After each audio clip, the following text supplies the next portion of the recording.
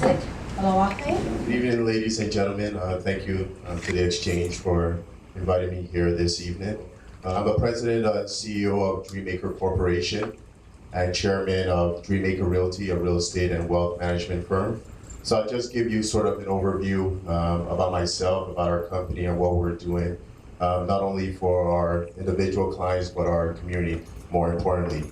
About 11 years ago, I was fortunate enough to get into the real estate industry. My father, who was the founding partners behind Dreammaker Realty, has been in real estate for about 17 years. And when we moved to Woodbridge about 15, 16 years ago, I was the change of environment from Toronto really opened up my eyes on wealth creation and generational wealth, especially from the Italian community. And that's when I pretty much told myself going into University of Toronto that when I do start my career, real estate is something that I want to do, and more importantly, help and educate the community on how to build generational wealth using real estate as a tool.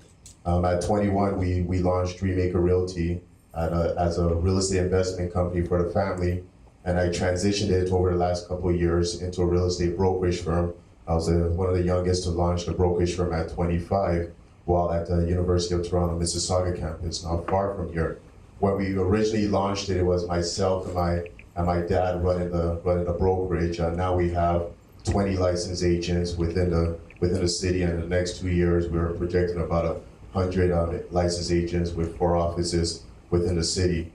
Along with the brokerage firm, again, over the last 10 years, we've incorporated several companies, what we call our unique vertical integration, which includes the property management firm, which is under Dreammaker Management, where we're managing over 200 properties around the GTA, estimated value of about $300 million. And then we have our wealth management side, which is Dream Fund Holdings. We launched the wealth management component about 5 years ago when I graduated from University of Toronto. Giving back was something that was taught to me at an early age. So we went back to university and we launched the largest endowment fund for African studies at a new college, U of T downtown. And the premise behind that was giving out 3 to 4 scholarships every year to somebody under OSAP, and also doing financial literacy for the university. So when we started that endowment, it was interesting when they told me that the money we were giving them will yield about 3 to 4% in perpetuity, and that's how scholarships would be given every year. So as a result of that, we went back with our investors and said, well, for the last 5 years, we've been yielding well over 15, 20%. So why don't we run a private joint venture fund? And that's why we launched Dream Fund Holdings, which we're now managing well over $500 million worth of real estate within the fund. And then 2 years ago, I was fortunate again, thank God every day, to find a piece of land directly across from Yorkdale Mall. I don't know if anybody's familiar with the mall. Yeah, so there's, just to describe it, right off of Dufferin and 401 on the south side, right across the street from the mall on the ramp to get into Yorkdale. We bought just under an acre of land where we're putting up a 9-story building, commercial on the bottom, and 4 townhouses, pretty much making not only myself and our company one of the youngest developers and builders within the city, $40 million development, and we're proud to announce, as of yesterday, we're now 95% sold, and we'll be starting construction in about 3 weeks. Also, we're negotiating right now on 2 development properties, both in Mississauga and Richmond Hill, roughly $100 million worth in value, where we're going to be developing stacked townhomes and also regular townhouses. And I heard you talking about developers and what they're doing in terms of helping people within the community. So over the last 7 years, working with major developers within the city, we've been able to raise a lot of capital, and we have about 300 properties coming in to the market over the next 24 months. Our investors are fortunate because they're going to double their capital. So what we're now doing, which we started to launch last week, we're going out to 300 new investors and new families.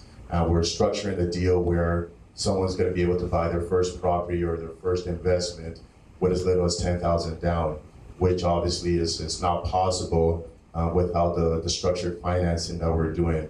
So the premise behind our company, as you'll see, is that we've been fortunate enough to create a vertical integration where we control the full cycle of wealth creation, right from finding the land to brokering the land, building and developing the land, financing it at the end, and managing once it's built, and incorporate investors to get right through the full cycle of it and earn a high yield of investment.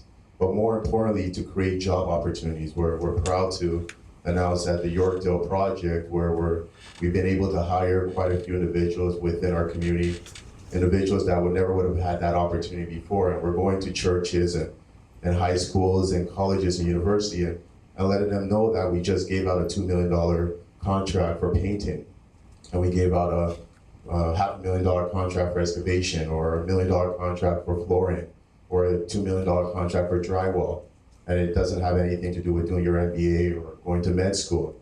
So not to give up if you can't go that path, that there's other ways to create wealth in the community, not more in the community, but to create wealth for yourself.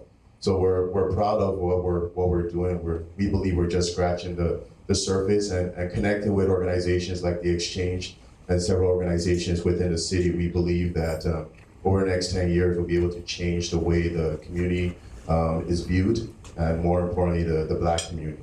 Thank you very much. If there's any questions, I'd love to answer.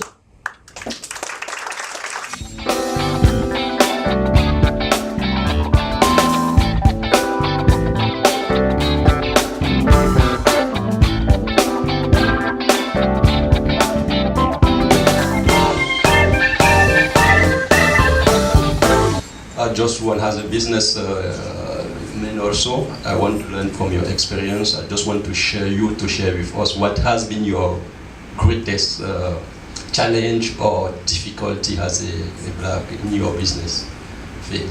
Thank you.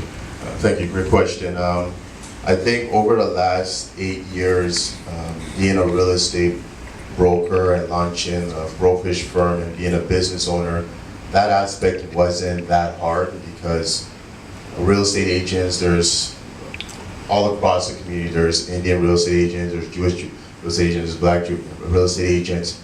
But I think when I got into the development aspect and the building aspect, I think it's fair to say there's not that many developers or builders within the city that are putting up structures to the magnitude that we're putting up. So definitely it was challenging initially to sort of get our swing of things in terms of knowing how to get through. I always tell my investors that I feel like I'm taking my PhD in development, because every day is a learning. It's a learning experience. Definitely just dealing with the city, dealing with the planners, and it's not like some of my investors who sort of grew up, especially some of my friends in Woodbridge, who their parents or their fathers are in construction or an excavation company, building company. So for them, they've been around it, right? And it's the same network, right? And from the Jewish community, a lot of them are in the lending practice. So again, getting financing is, they know who to go to, right? So initially it was hard, but again, thank God that we've been fortunate to connect with the right people around us.